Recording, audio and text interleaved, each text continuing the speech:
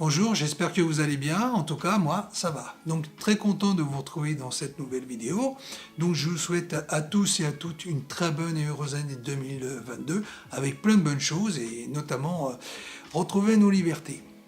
Alors aujourd'hui, je vais faire un récap de toute l'année 2021 avec tout ce que j'ai fait comme thème au niveau des sujets. Donc, on va commencer par la douche froide.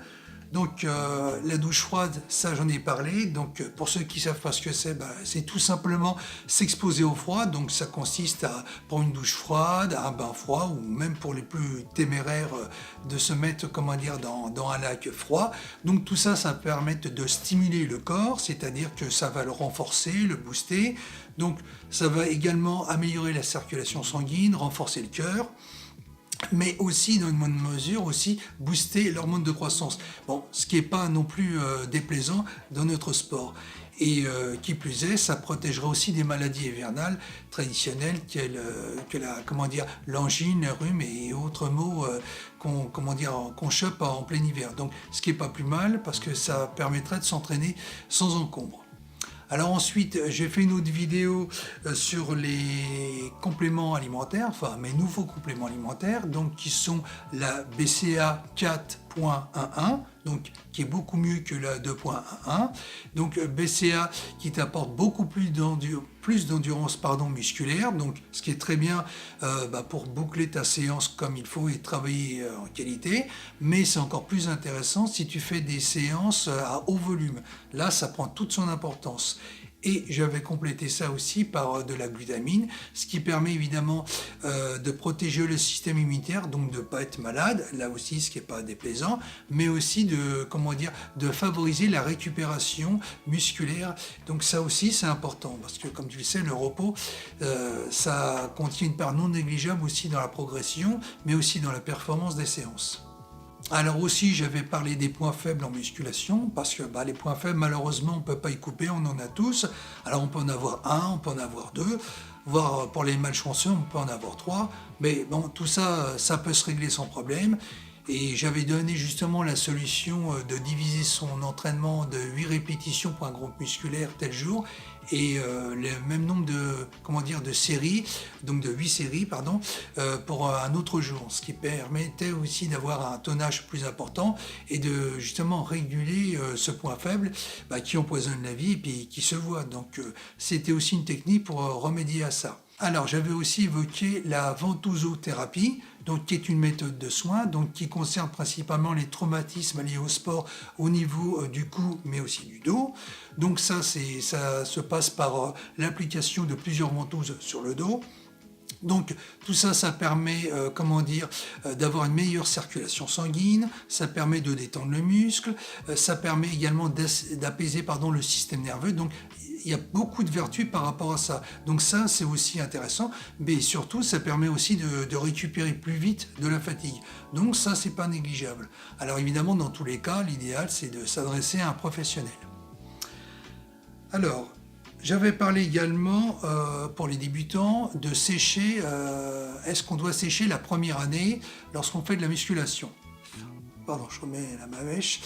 Alors, c'est une question qu'on peut se poser, et là j'avais évoqué également le sujet que c'était une très mauvaise idée justement de sécher la première année, parce que c'était l'année justement où tu construisais de la masse musculaire. Donc si tu séchais également, tous tes résultats, tes maigres résultats, tu allais tous les carboniser.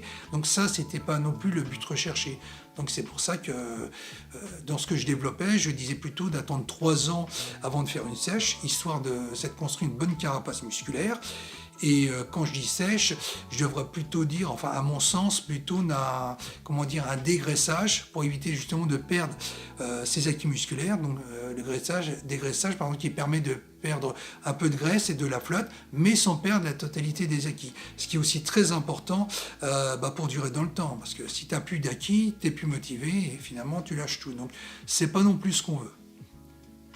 Alors, j'avais également évoqué les quadriceps à la traîne. Donc ça, c'est un problème récurrent Chez beaucoup de pratiquants, les jambes ne sont pas toujours le groupe musculaire qu'on aime entraîner le plus.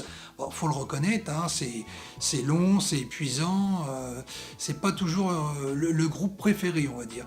Et c'est pour ça que je donnais pas mal d'astuces, notamment sur le nombre d'exercices à faire, de 7 séries par exercice, puis aussi de miser sur le squat avant, qui est excellent pour justement bâtir des bonnes jambes, mais les autres exercices ont aussi leur importance. Donc avec ça, tu pourrais justement réguler ce groupe musculaire, on va dire, récalcitrant.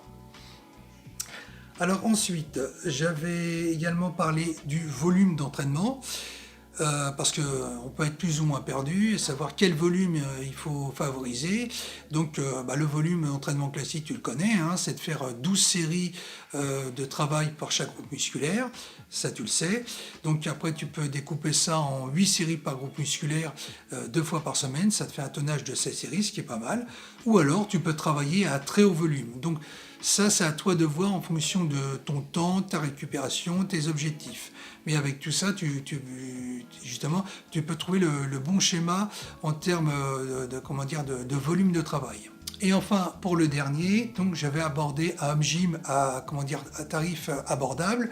Donc, faut savoir que des home gym, tu en trouves à tous les prix. Et puis là, je t'en avais présenté un dont le prix était accessible financièrement à beaucoup de gens. Et justement, ça te permet justement de te faire ton home gym, ce qui permet par la suite de le faire évaluer avec le temps si tu en as envie, et donc ce qui te donne ta pleine liberté pour t'entraîner, dans la mesure où tu n'as pas à attendre que l'appareil soit libre, tu n'as pas des contraintes de temps, de déplacement. Donc avec ça justement, avec cette astuce pour trouver un home gym et ce qui transite autour, ça te donne également des possibilités justement pour faire ta propre salle de gym, et que tu compléteras avec plus de poids avec le temps pour évaluer en charge. Donc ça, c'est aussi intéressant, et surtout ça te rend indépendant. Donc avec ça, tu as vraiment ta pleine liberté. Voilà, écoute, j'ai fait le tour des sujets majeurs que j'ai évoqués. J'espère que la vidéo t'aura plu. Donc si c'est le cas, n'hésite pas à t'abonner si mon contenu te plaît, n'hésite pas à liker, à partager. Moi je te souhaite plein de bonnes choses positives, que du bon, et puis je te dis à la prochaine dans une autre vidéo. Bye!